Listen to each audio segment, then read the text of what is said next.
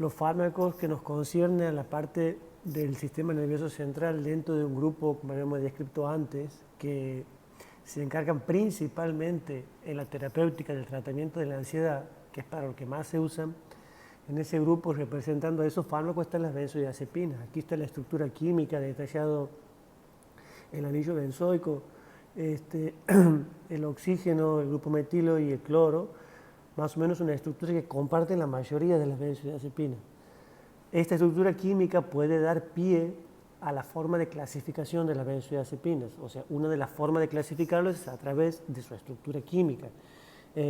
Por ejemplo, en el grupo de las 1,4 benzodiazepinas, o las triazolo benzodiazepinas, o las 1,5 benzodiazepinas, o las 2 cetodiazepinas, o las 3 hidroxi, o las 7 nitro. Esos serían grupos químicos en donde las demás, en donde cada fármaco entraría a formar parte de ese grupo, como por ejemplo las 1,4 benzodiazepinas encontramos el bromazepam, el oxazepam, el lorazepam.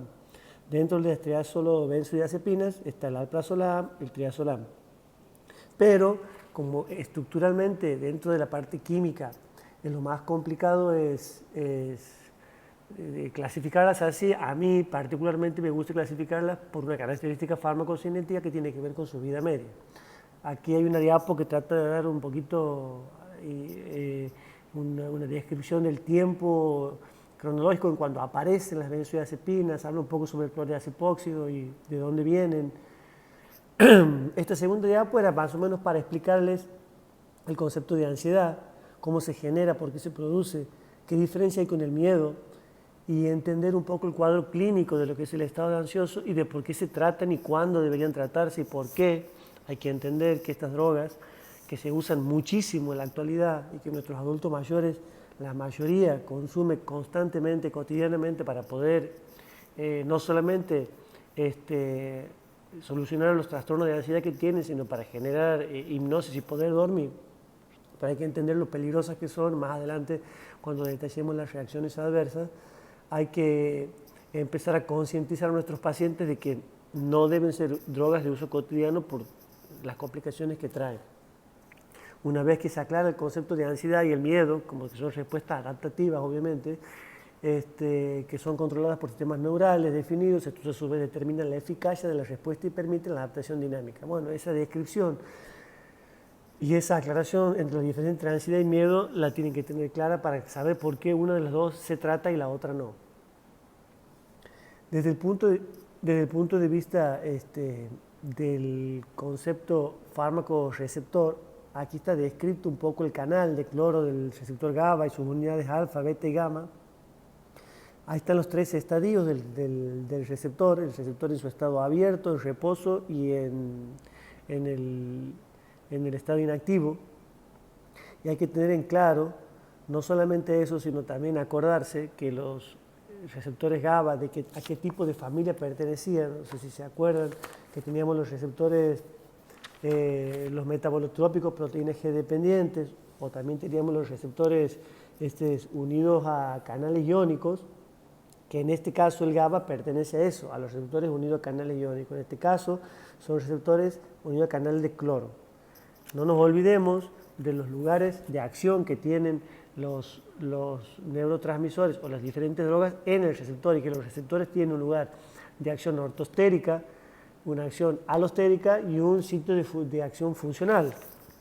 Para eso entendamos que el neurotransmisor propio o el agonista propio de ese receptor, en el caso del GABA, que es el receptor GABA, el GABA-aminobutírico, actúa sobre el receptor, actúa sobre el sector operacional, o sea, el ortostérico.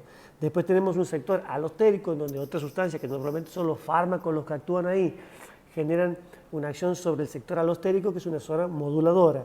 Y en la parte interna, ya en la parte que da hacia el internero citoplasmático de la célula, tenemos un sector funcional que también suele ser blanco de acción de otras drogas. Bueno, aquí está un poco descrito lo que acabo de decir, y aquí estamos viendo y describimos, por ejemplo, que en el sector funcional, que está abajo, ves el sitio de la picrotoxinina, los tetrazoles actúan ahí. Los anestésicos generales, como los esteroides, propofol, alotano y etanol, que también son depresores, no se olviden, por ejemplo, el etanol, que es un depresor del sistema nervioso central, en qué sector del canal actúa. Ahí están los barbitúricos que hemos visto anteriormente en la clase de hipnóticos, junto con el etomidato, que son los que se usan como hipnóticos para inducir a la anestesia. Están la acción GABA directa y la acción GABA moduladora. La acción GABA moduladora está en los sitios de benzodiazepina, con sus agonistas y los antagonistas. Entonces, básicamente, tenemos que tener en cuenta que las benzodiazepinas no solamente son ansiolíticas, que es la principal función que tienen, sino que también tienen un efecto hipnótico sedativo, y es que para lo que más se usa actualmente como hipnótico, reducen el tono y la coordinación muscular, tienen efecto anticonvulsivante y un efecto amnésico. Todas estas diferentes acciones farmacodinámicas y esta acción intrínseca de las benzodiazepinas a través de la acción del receptor GABA tienen una relación directa con la dosis o con la potencia de la benzodiazepina. Entonces, las benzodiazepinas menos potentes o a menor dosis generan ansiólisis, un poco más de dosis o un poco más de potencia generan hipnosis con relajación muscular, mucho más potencia generan una acción anticonvulsivante y un efecto amnésico.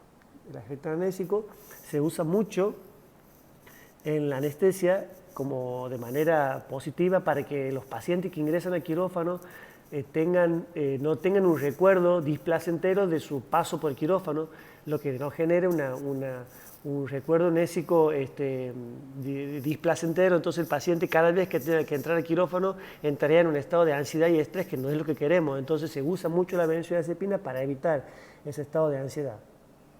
Ahí están un poco las descripciones de algunos cuadros de clínicos con los cuales son tratados por las benzodiazepinas. Y esta es la clasificación que yo les decía, que me interesa más que sepan y que es la que más me gusta a mí, porque realmente uno, cuando usa la benzodiazepina, no solamente la usa por su acción clínica, que en este caso yo buscaría una específicamente como anticonvulsivante, o una específicamente como ansiolítica, o una específicamente como miorrelajante, sino que también me interesa el tiempo de vida media. Entonces yo sé cuánto de tiempo va a durar la dosis que le dé al paciente, y así la clasifico en acción corta, intermedia, larga y muy larga, en este caso hasta acción larga. Ahí están descritas otras características como la liposolubilidad, la unión a proteínas, volumen de distribución. Entender bien el metabolismo de las benzodiazepinas es importante para que vayan viendo cómo comparten diferentes tipos de pasos en el metabolismo, donde algunas se conjugan en el mismo metabolismo, algunas dan un metabolito activo, otras no, la mayoría no, pero se oxidan, se hidroxilan, se desalquilan, se nitroreducen, pero principalmente que se conjugan con ácido glucurónico sulfato, y ese es el punto de quiebre para que se eliminen por vía renal.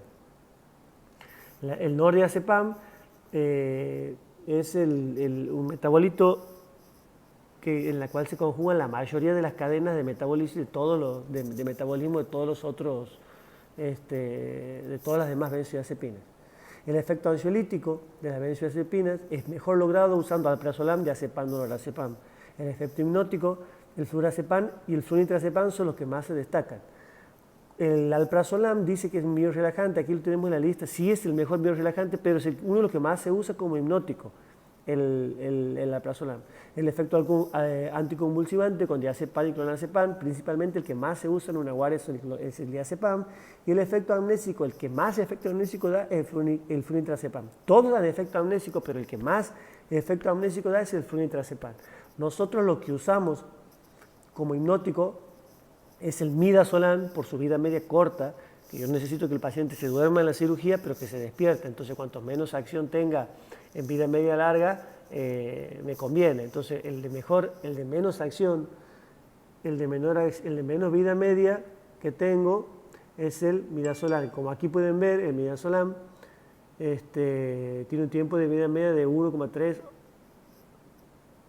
o 3, pero es 1,3 horas, o sea, no llega entre una hora y una hora y media. Tiene acción el midazolam. Nosotros normalmente lo que usamos, lo que vemos en la clínica es que no llega a los 40 minutos de acción.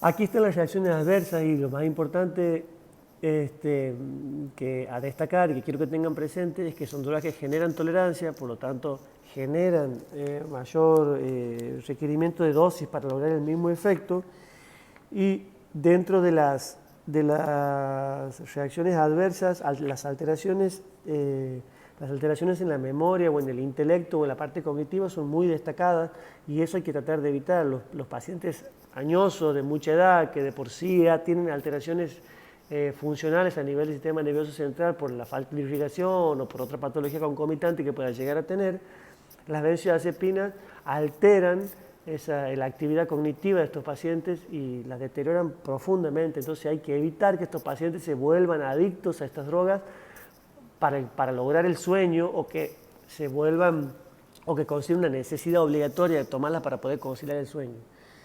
Pero ahí tenemos sedación y incoordinación motora, disminución de los reflejos, alteración de la calidad del sueño, ansiedad de rebote, irritabilidad ante el efecto ansiolítico. Eso puede ser una acción paradójica de las benzodiazepinas que sí se ha visto principalmente en niños, que en vez de sedarlos, los nenes se excitan cuando uno hace una dosis en bolo endovenosa.